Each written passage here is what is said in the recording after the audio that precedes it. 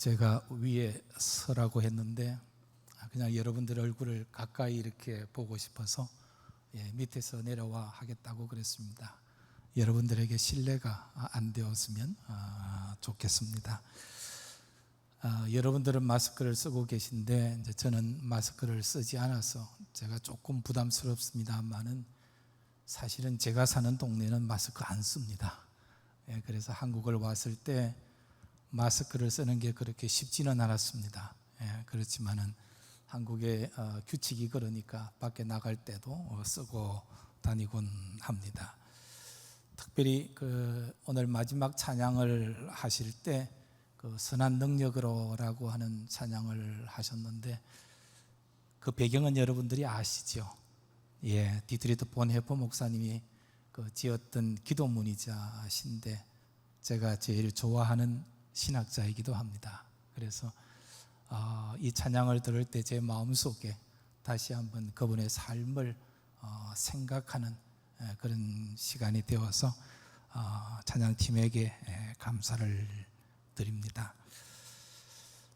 여러분들께서 신앙생활을 오래 하셨으면 이분에 대한 이야기를 아마 들어보셨지 않았나 하는 생각이 듭니다. 스펄전 목사님에 대한 이야기인데 스펄전 목사님에게 하루는 한 젊은이가 찾아와서 이렇게 물었습니다. 목사님, 저에게 완전한 교회가 있으면 그 교회를 저에게 한번 소개시켜 줄 수 있겠습니까?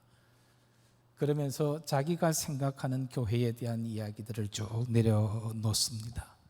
어떻게 보면 교회에 대한 불만의 이야기죠. 그러면서 교회는 이래야 되고 교회는 이래야 된다. 그러면서 자기의 생각을 스펄전 목사님 앞에서 아주 장황하게 이렇게 설명을 합니다. 마치 자신은 전혀 문제가 없는 것처럼, 자신의 신앙은 완전한 것처럼 그렇게 생각하고 스펄전 목사님에게 자신 있게 이야기를 합니다.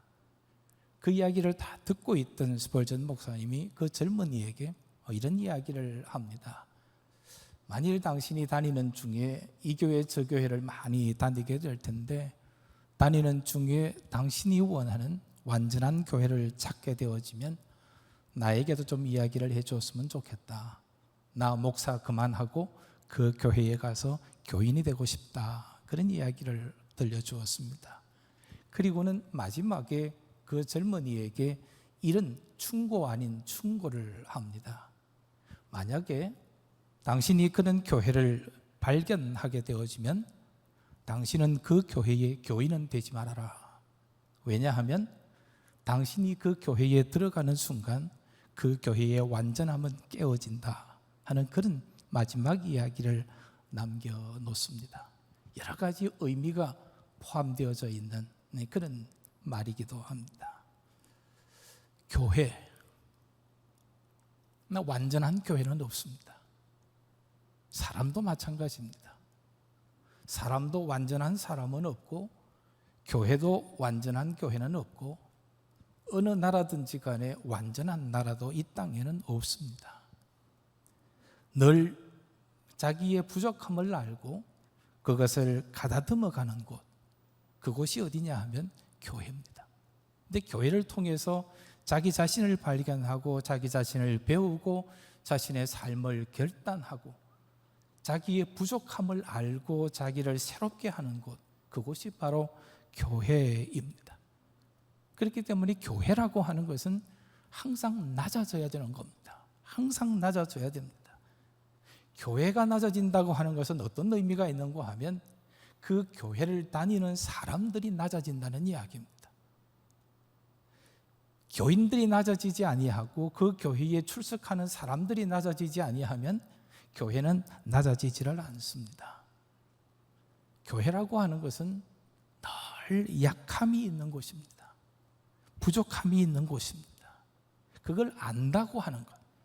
신앙생활을 하고 교회를 다니면서 혹은 신앙인으로서 세상을 살아가는 동안에 그것을 안다고 하는 것, 그것이 굉장히 중요합니다.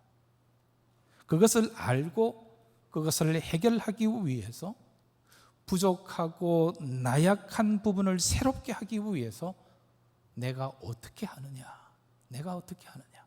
그게 우리 신앙생활에 있어서 가장 중요합니다. 우리가 흔히 신앙생활을 하면 초대교회에 대한 이야기를 많이 합니다. 초대교회가 완전했느냐, 많은 사람들이 초대교회로 돌아가자고 이야기를 하는데, 교회가 어려움이 있고 타락하고 나면 항상 하는 말이 초대교회로 돌아가자, 그 말을 하는데, 초대교회는 완전했는가? 아니요, 절대 아닙니다. 오늘 우리가 6장의 말씀을 읽었습니다만은 5장의 말씀을 읽어보면 거기에 아나니아와 삽비라에 대한 이야기가 나옵니다. 왜 누가가 사도행전을 기록하면서 이 아름다웠던 초대교회의 역사에 참 흠이 되어지는, 흠이면 흠이라고 말할 수 있는 이 아나니아와 삽비라에 대한 이야기를 누가가 사도행전에서 기록을 했을까? 그것은 초대교회가 교회 속에 어떤 문제를 발견했을 때 무엇을 소중히 여기고 어떻게 대처했는가, 그것을 우리에게 가르쳐 주기 위함입니다. 아나니아와 삽비라가 죽음을 맞습니다. 왜 죽었습니까? 헌금을 하지 않았기 때문에 죽었습니까? 아니요. 분명 그들은 헌금했습니다. 그런데 문제는 헌금 그 자체에 있는 게 아닙니다. 그들의 정직성에 있습니다. 그들은 정직하지 못했습니다. 사람에게 보이기 위해서 헌금은 해야 하겠고, 그렇지만 그 판 것을 모두 교회 앞에 두기는 아까웠다는 이야기입니다. 그래서 숨기고, 부부가 같이 숨겼습니다. 아마 부부 관계가 안 좋았으면 한 사람은 진실했을 것 같은데 똑같았습니다. 똑같이 숨기고 그 판 것이 전부인 양 사도들의 발 앞에 내려놓았습니다. 그것을 베드로는 어떻게 말하는가 하면 이렇게 말합니다. 너희는 나를 속인 것도 아니고 교회를 속인 것도 아니고 너희는 성령을 속인 것이다. 그럽니다. 성령을 속인 것이다. 다시 말하면 하나님을 속인 것이다. 이 일로 인해서 아나니아와 삽비라가 죽음을 맞이하는데, 왜 이 하나의 문제를 가지고 사도행전의 역사를 기록하면서 두 사람의 죽음의 이야기를 하는가 이거죠. 이것 하나 잘못되었다고 해서 왜 두 사람이 죽음을 맞이하느냐는 거죠. 교회가 그래도 되느냐라는 이야기죠. 그런데 왜 그랬을까요? 이유는 딱 하나입니다. 교회의 거룩성을 지키고 싶었던 겁니다.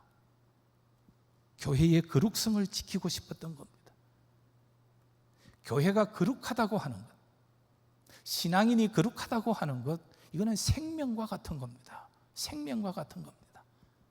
교회가 교회의 거룩성을 지키지 못하고 신앙인이 신앙인의 거룩성을 지키지 못하면 세상의 사람들과 다를 바가 하나도 없습니다. 오히려 더 못할 수도 있습니다.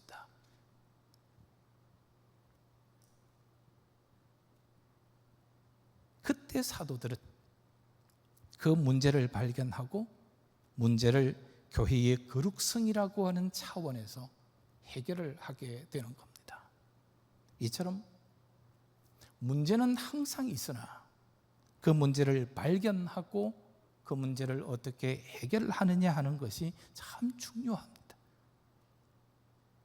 나중 부분에서도 언급하겠지만은 이것은 단지 교회만의 문제가 아닙니다. 우리 신앙인의 문제입니다. 사도들을 보십시다. 교회에 문제가 발생했습니다. 그것도 나눔에 있어서 문제가 발견이 되었습니다. 나눔에 있어서. 나눔이라고 하는 것이 얼마나 아름다운 겁니까? 우리가 인생을 살아가면서 보면 알지만은 무엇을 나눈다고 하는 것, 우리의 삶에 있어서 참 중요한 요소입니다. 가진 자가 갖지 못한 자와 함께 나누는 것, 이건 참 아름다운 겁니다. 높은 자가 낮은 자와 함께 나눔을 이루어 간다는 것, 이건 참 아름다운 겁니다. 이 나눔이라고 하는 것은 모든 인간들에게, 아니 교회에 주어진 참 아름다운 축복이지 않나라는 생각이 듭니다. 근데 그 아름다운 행위가 문제를 일으켰습니다. 왜요? 이 나눔이라고 하는 것이 개인화되었기 때문입니다. 나눔이라고 하는 것이 개인화된 겁니다. 내가 아는 사람, 나하고 가까운 사람, 나하고 같은 출신, 다시 말하면 히브리파 유대인 과부와 헬라파 유대인 과부를 섬기고 나눔에 있어서 이 히브리파 유대인들이 자기 편을 만들었다는 이야기입니다. 구제하고 섬기는 데 있어서 헬라파를 제쳐놔놓고 히브리파를 더 챙겼다는 이야기입니다. 그랬을 때 교회 속에 어려움이 생기기 시작한 겁니다. 그것이 갈등의 요인이 된 겁니다. 참 아름다운 건데, 섬김이라는 것, 사랑을 나눈다는 것, 이건 참 아름다운 건데, 그 아름다운 것이 문제가 되어지고 교회의 위기가 되어지고 갈등이 되었다는 이야기입니다. 이유는 그것이 개인화되어져 버렸다는 이야기죠. 나하고 이렇게 되는 겁니다. 이 모든 것의 출발점, 그것이 어디에 있느냐?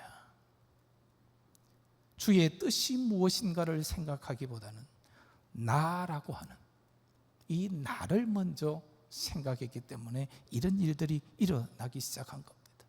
신앙이라고 하는 것은 성숙하면 성숙할수록 나를 넘어섭니다.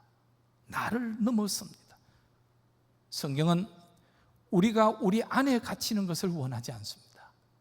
여러분들이 성경을 읽어보면 우리가 우리 자신 안에 갇히는 걸 원하지 않습니다. 성경은 끊임없이 어떻게 하면 너 자신을 넘어설 수 있는가? 어떻게 하면 너 자신을 넘어설 수 있는가? 그것을 항상 가르칩니다. 어느 불교학자가 글을 하나 썼는데, 책을 한 권 썼는데, 그 책이 붓다에게 묻다라고 하는 책입니다. 아주 두꺼운 책인데, 불교학자가 불교의 이야기를 하면서 성경의 이야기를 하나를 합니다. 마태복음 10장 37절에 나오는 그 이야기인데, 그것을 해석하는 것을 보고 제가 깜짝 놀랐습니다. 깜짝 놀랐습니다. 여러분, 마태복음 10장 37절의 말씀이 뭔 줄 아십니까? 여러분들이 굉장히 많이 오해하고 있는 말씀입니다. 아버지와 어머니를 나보다 더 사랑하는 자는, 그러면 무슨 말씀인지 아시겠죠? 아버지와 어머니를 나보다 더 사랑하는 자는, 쉽게 이야기하면 아버지와 어머니보다 예수를 더 사랑하는 자는 내게 합당하지 아니하고, 아들이나 딸을 나보다 더 사랑하는 자도 내게 합당하지 아니하다. 그래서 많은 사람들이 이 말씀을 오해를 합니다. 하나님을 섬기고 하나님을 사랑하기 위해서는 하나님을 부모와 아들과 딸 위에 두어야 된다는 이야기죠. 여러분들은 그것 때문에 때로는 가정에서 신앙을 가지면서도 갈등을 경험할 때가 참 많이 있습니다. 많은 사람들이 그 수준에서 해석을 합니다. 그 수준에서 해석을 합니다. 하나님을 사랑하려고 하면 부모보다 하나님을 더 사랑해야지, 자녀들보다 하나님을 더 사랑해야지. 맞죠? 그러나 하나를 더 생각해야 됩니다. 하나를 더 생각해야 됩니다. 예수님의 제자가 되려고 하면 그것을 넘어설 수 있어야 된다는 말씀을 예수님은 이 말씀으로 표현을 한 겁니다. 부모 사랑하지 말라는 이야기가 아닙니다. 아들, 딸 사랑하지 말라는 이야기가 아닙니다. 부모를 넘어선 세계를 가꾸어 가고 자기 자녀를 넘어선 세계를 가꾸어 가라는 겁니다. 그 말씀이 뭔 줄 아십니까? 너무 나 중심에 얽매이지 말고 내 가족, 내 부모, 내 아들, 딸 거기에 머무르지 말고 하나님의 뜻이 무엇인지를 생각하고 그것을 넘어서서 살아가는 게 뭐냐? 그게 예수님의 제자라는 이야기예요. 그게 예수님의 제자예요. 우리는 전부 다 거기에 머물러 있는 거예요. 전부 다 거기에 머물러 있는 거예요. 예수님은 그 수준에서 우리에게 말씀하시는 게 아니에요. 그것을 넘어서라는 이야기죠. 그것을 넘어서라. 그것을 넘어서지 못하면 예수님의 제자가 될 수가 없다는 이야기입니다. 온전한 교회가 될 수 없다는 겁니다. 그래서 신앙인이라고 하는 것은 내 안에 갇히는 게 아니에요. 내 안에 갇히는 게 아니에요. 하나님이 내 안에 갇히는 게 아니에요. 많은 사람들이 신앙생활을 하면서 이런 오류를 많은 겁니다. 내가 만든 하나님을 믿고 있는 거죠. 실제적으로는 하나님이 나를 만드셨는데 내가 하나님을 내 속에서 만들어가고 있는 자기 형상화를 시켜 나아가는 것이죠. 이건 성경이 원하는 게 아니죠. 이건 성경이 원하는 게 아니죠. 신앙이라고 하는 것은 하나님 안에 내가 들어가는 거죠. 하나님 안으로 내가 들어가서 그분의 뜻이 무엇이며 그분의 정신이 무엇인지 그것을 알고 나의 삶을 통해서 세상 가운데서 실천하는 것, 그것이 바로 신앙이라는 이야기죠. 많은 사람들을 만나보면 우리가 경험하지만은 다 내가 옳다는 세상 속에서 살아갑니다. 다 내가 옳다고 생각합니다. 내가 틀렸습니다라고 말하는 사람 요사이는 찾아보기가 더 어렵습니다. 더 어렵습니다. 그래서 여러분들이 유럽을 여행하시면 아시지만은 참 듣기 쉽지 않은 하나의 언어가 있습니다. 그게 뭔가 하면 I am sorry라는 말입니다. 그 말 잘 안 합니다. 우리는 너무 쉽게 합니다. 너무 쉽게 합니다. 미안합니다. 잘못했습니다. 그러지만은 이 서양 사람들은 그 말에 대해서 굉장히 인색합니다. 다른 말로 표현을 해냅니다. 그게 왜 그렇습니까? 자기 책임 안 지겠다는 이야기입니다. 자기 책임에서 멀어지는 겁니다. 여기서 우리가 깊이 생각해야 하는 것이 있습니다. 사도들이 이 문제가 교회에 발생했을 때 사도들이 어떻게 했느냐 하는 겁니다. 여러분 이것을 놓치면 안 됩니다. 사도들이 많은 사람들이 불평하고 원망하는 거 그거 다 무시하고 자기 하고 싶은 대로 다 했느냐? 아니요. 아니요. 그렇지 않습니다. 무슨 그런 말을 하느냐 하면서 사도의 권위로 그들의 외침을 무시했느냐? 절대로 무시하지 않았습니다. 사도들은요, 그 문제를 자기들의 문제, 그 문제를 자기들의 문제, 교회의 문제로 받아들이면서 그 원인을 찾습니다. 왜 이런 일이 일어났는가? 이 아름다운 공동체에 왜 이런 일이 일어났는가? 그리고 제시한 것이 무엇이냐 하면 우리가 너무 나눔에 치우쳤다. 너무 나눔에 치우쳤다. 너무 깊게 그런 일에 생각을 집중하고 있다는 이야기죠. 나눈다. 물론 신앙인이든 사도들이든 할 것 없이 내가 가진 것을 나눈다고 하는 것은 당연한 문제입니다. 그러나 거기에 너무 집착을 하다가 보니까 그들의 영에 있어서 교회에 꼭 필요한 것에 있어서 새어나가는 부분이 있더라는 거죠. 무너지는 것이 있더라는 거죠.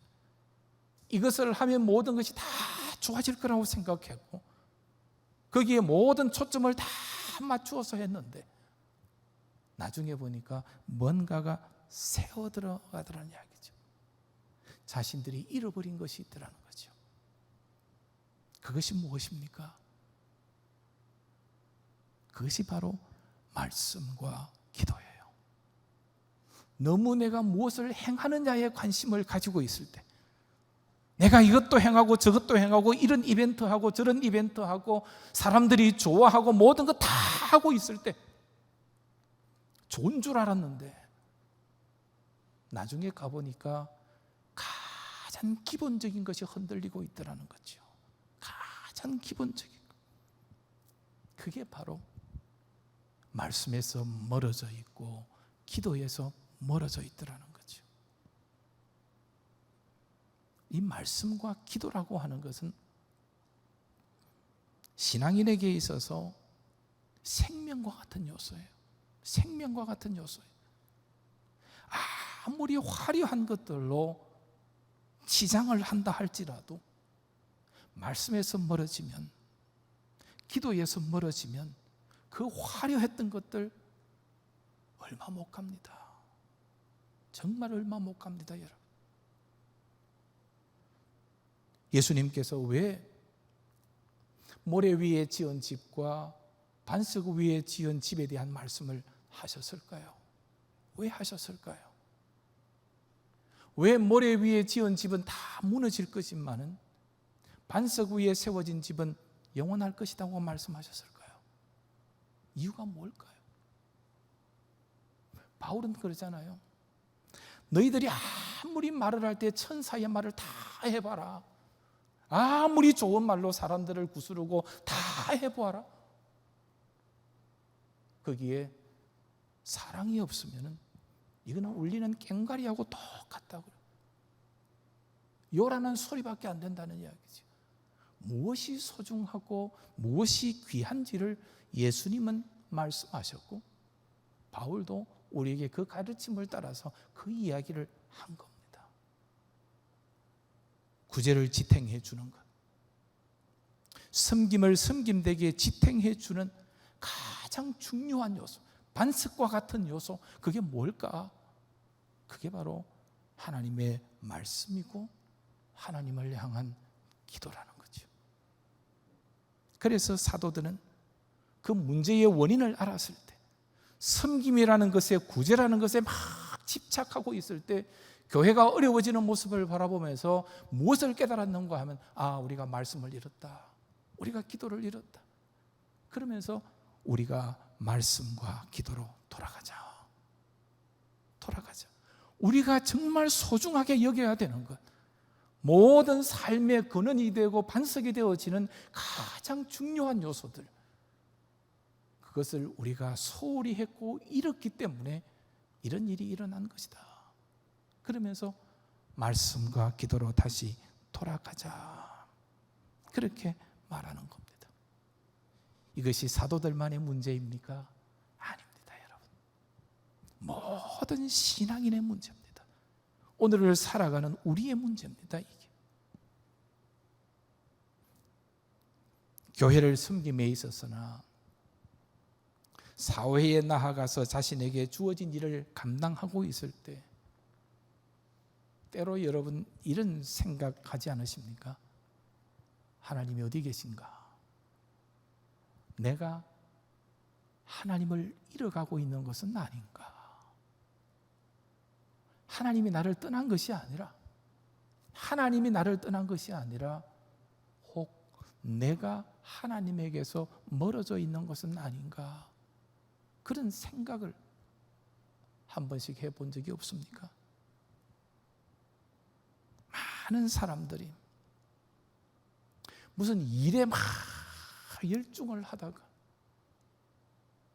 자기 정체성의 문제를 경험하는 사람들이 참 많이 있습니다. 그래서 요새는 번아웃 되는 사람들이 굉장히 많습니다. 너무 집중하는 것이 다른 데 있다는 이야기죠. 여러분이 아는 신학자 중에, 물론 제수의 교단의 신부이기도 합니다만, 헬리나 오웬의 이야기를 여러분들이 아마 목사님들을 통해서 여러 번 들으셨지 않았나 하는 생각이 듭니다. 그분이 하버드 대학의 종교학부의 종신교수가 되었죠. 어떻게 보면 신학자로서 가장 이름 있는 대학의 종신교수 자리를 얻는다고 하는 것은 굉장히 어려운 겁니다. 누구에게나 함부로 주어지는 것은 아닙니다. 그런데 하버드 대학의 종신교수가 되었습니다. 그러던 어느 날 페루의 선교 현장에 들어가서 1년을 지나게 됩니다. 1년을 지나면서 그가 보고 듣고 생활하는 것, 그 순간을 경험하면서 그는 완전히 바뀝니다. 완전히 바뀝니다. 그리고 종신교수직 다 벗어 던집니다. 캐나다에 있는 베이브레이크로 들어가서 지체장애인들과 함께 그들을 섬기면서 살아가는 생을 살게 됩니다. 그분이 하는 말 중에 이런 말이 있습니다. 나는 내적 고독과 내적 자유, 마음의 평화가 중요함을 가르치고 강의하고 글로 표현한, 그렇게 표현했지만 줄곧 내 자신의 강박 충동과 환상으로 비뚤어져 있었다. 그러면서 제일 마지막에 무슨 이야기를 하는가 하면, 어쩌면 나는 하나님과 함께 있기보다 하나님에 대하여 이야기를 하는 쪽에 있었다. 하나님에 대한 이야기는 많이 했는데, 기도에 대한 글도 많이 썼고 신학적인 글도 많이 있었는데, 진작 나는 하나님과 함께 있지를 않았다. 이게 그의 고백이에요. 그의 고백이에요. 시간이 부족할 정도로 강의하러 다니고 글 쓰고 주옥 같은 글들이라고 많은 사람들로부터 칭찬을 듣고 그렇게 했지만, 어느 순간 자신을 돌아보니까 이게 아니더라는 이야기예요. 하나님에 대해서 수없이 많은 말들을 하고 글을 썼지만 내가 하나님과 함께 있는 시간이 없었다는 이야기죠. 그걸 발견했을 때 그는 종신교수직을 던져버리고 지체장애자들의 모임인 데이브레이크에 들어가서 그들을 섬기는 거예요. 그들을 섬기면서 그 아픈 사람들 속에서 살아있는 예수의 모습을 발견하는 거죠. 그리고 몇 년 전에 하나님의 부름을 받았습니다. 이게 여러분 굉장히 중요한 이야기입니다. 여러분 굉장히 중요한 이야기입니다. 너무 내 자신에게 막 집중하다가 살다가 보면 내 안에 있는 내적인 평화를 잃어버립니다. 내가 오늘 또 뭘 해야지 하나님을 섬긴다는 이름으로 이것도 하고 저것도 다 해야지. 여러분의 마음속에 진정 하나님과 함께하는 시간, 하나님과 함께 앉아서 하나님과 함께 대화하고 하나님의 살아계심을 바로 곁에서 느껴보는 그런 시간들을 우리가 얼마나 갖느냐는 거죠. 그 시간이 하나님을 섬기고 사랑하고 많은 사람들을 섬기는 가장 중요한 생명과 같은 원동력이라는 이야기죠. 이 과정을 거치면서 그는 렘브란트의 그 돌아온 탕자의 그림을 보고는 이건 나다. 내가 돌아온 탕자다 생각하고 나우엔이 글을 하나 쓰게 되죠. 돌아온 탕자이죠. 구구절절히 자기 이야기를 써내려가는 거죠. 우리가 너무 우리 앞에 놓여있는 어떤 일에 매이다가 보면 자기를 보고 내가 지금 무엇을 하고 있는지, 내가 지금 바른 길을 끌어가고 있는지, 이렇게 사는 것이 참 인간으로 사는 것인지 신앙인으로 사는 것인지를 생각하는 시간을 우리가 갖지를 못하는 거죠. 그러다가 나중에 정신적 공황을 경험하게 되고, 그러다가 다른 어떤 길들을 많이 생각하게 되는 것이죠. 여러분, 신앙생활을 할 때 이 자기 반성적인 신앙생활을 하는 것이 참 중요합니다. 내가 지금 바로 믿고 있나? 내가 하는 것이 이것이 주님의 뜻에 합당한 것일까? 그것을 알기 위해서 하나님의 말씀으로 돌아가고 하나님 앞에 엎드려서 그것과 씨름하는 기도를 드리는 거죠. 그것과 씨름하는 거죠. 하나님, 내가 지금 이렇게 하는 것이 진정 하나님이 원하시는 것입니까? 그것을 가지고 하나님 앞에서 막 몸부림치는 거죠. 그래서 무슨 일이 있을 때마다 그것을 다른 어떤 것에서 찾는 것이 아니고 하나님의 말씀으로 돌아와서 주님이 나에게 뭐라 말씀하십니까? 기도로 다시 돌아와서 하나님과의 만남을 통해서 내 자신을 새롭게 정리해 나가는 거죠. 사도들이 깨달았던 게 뭐냐? 바로 그걸 깨달았던 거예요. 그걸 깨달았던 거죠. 구제에 너무 많은 에너지를 나누니까 좋고 막 사람들이 막 좋아하고, 그러다가 보니 갈등이 생기고 혼란이 찾아오고, 혼란이 찾아올 때마다 보니까 초대교회 교인들끼리 서로 눈을 흘기는 일이 생기기 시작하고, 그러니까 교회가 나뉘어지더라는 거죠. 그 심각성을 알았을 때 과감하게 사도들은 그 일에서 손을 다 뗍니다. 이거는 우리가 할 일이 아니다. 그러면서 그 모든 일들을 다른 제자들에게 다 맡기고 말씀과 기도로 돌아서는 겁니다. 자신들이 말씀을 잃었다는 것을 알았던 겁니다. 기도를 잃었다는 것을 그들이 알았던 겁니다. 그래서 방향성을 새롭게 정립하기 시작한 거죠. 여러분, 교회가 말씀이 살아있으면요, 진정 하나님의 말씀을 따라 살면요, 교회는 자연스럽게 믿는 자의 무리를 더해갑니다. 왜? 내가 하는 게 아니고 성령께서 행하시기 때문에 그렇습니다. 내가 하는 게 아닙니다. 많은 사람들은 내가 이렇게 하면 될 거라고 막 생각을 합니다. 아닙니다. 이를 행하시는 분은 하나님이십니다. 그것을 사도행전의 역사가 우리에게 다 보여주는 거죠. 아니, 성경 전체가 우리에게 그것을 말해주는 겁니다. 하나님께 순종하는 삶, 하나님의 말씀에 순종하는 삶, 거기에 하나님의 선하심이 나타나고 하나님의 능력이 나타나게 되는 겁니다. 여러분, 참 어려운 시대 아닙니까? 그렇죠? 참 어려운 시대를 살아가는데, 여러분이 인생을 살아감에 있어서 때로는 어떤 혼란이 오고 어떤 위기가 왔을 때 어떻게 하십니까? 여러분, 제일 먼저 말씀으로 돌아가십시오. 말씀으로 돌아가십시오. 그리고 기도로 돌아가십시오.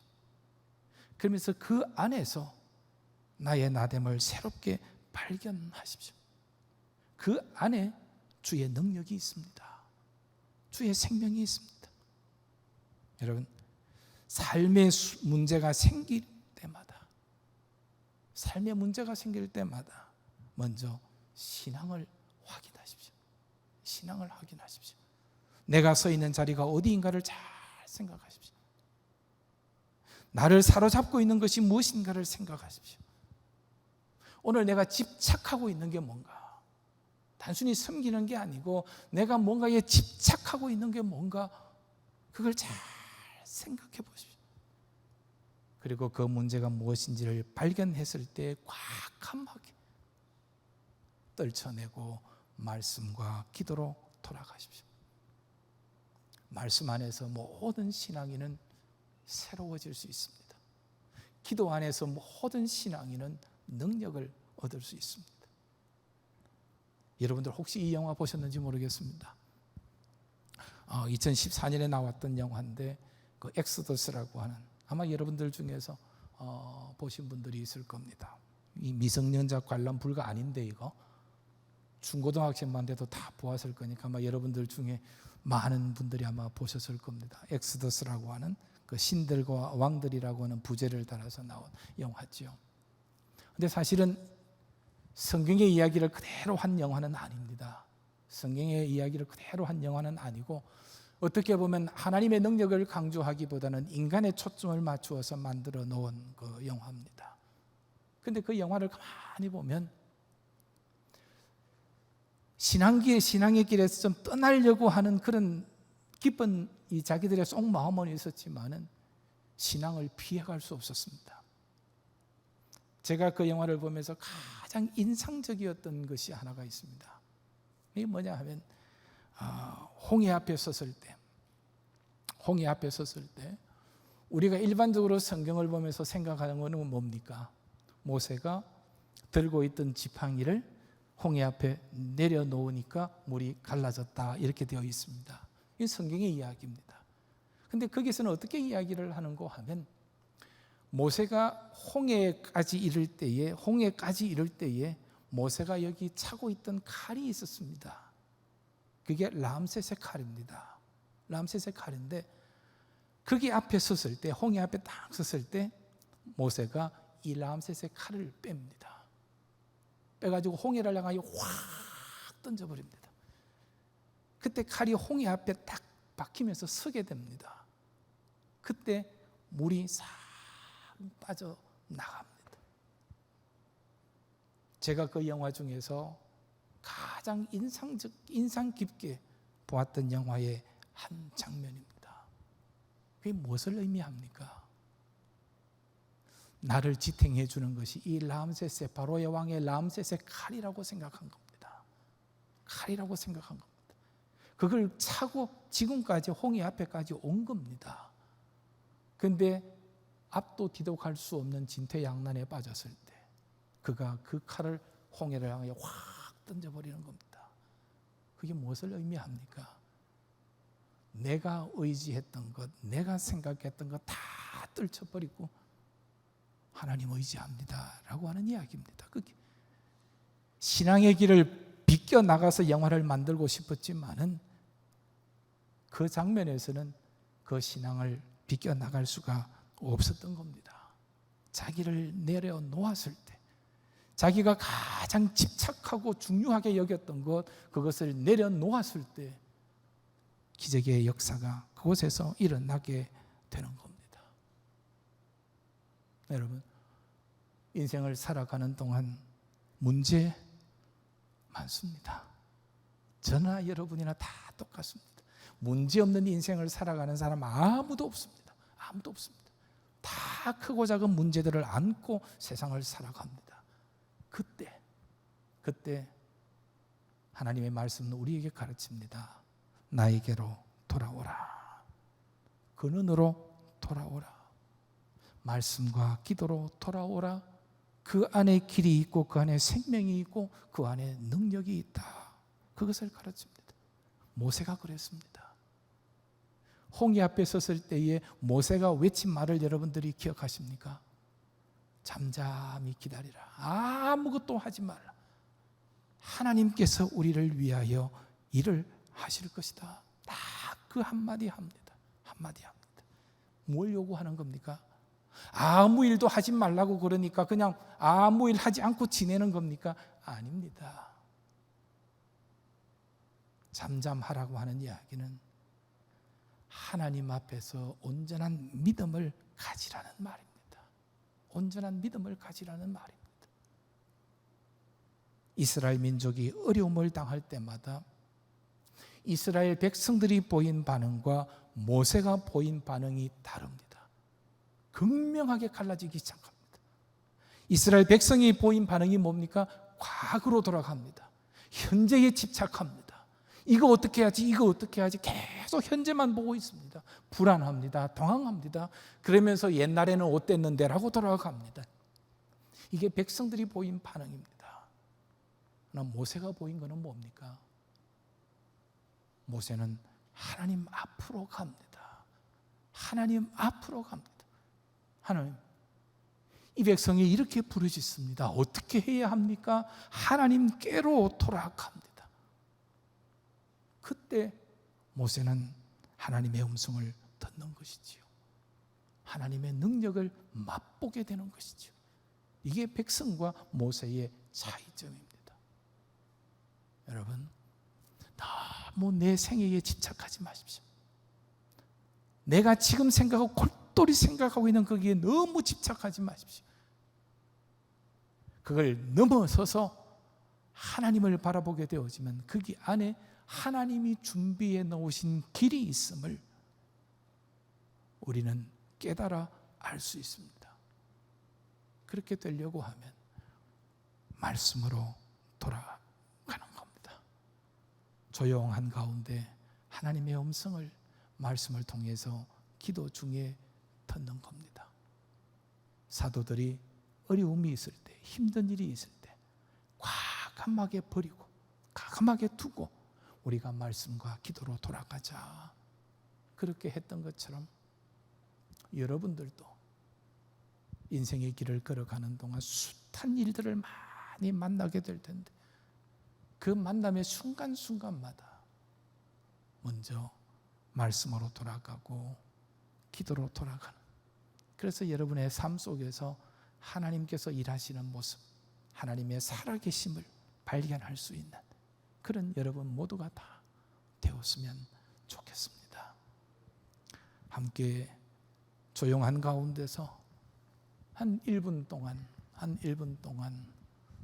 내가 지금 어디에 들어있는가, 내가 서 있는 곳이 어딘가, 그것을 생각하면서 내가 하나님 앞으로, 하나님의 말씀 앞으로 기도 앞으로 나아가는 그런 기도의 시간을 갖겠습니다.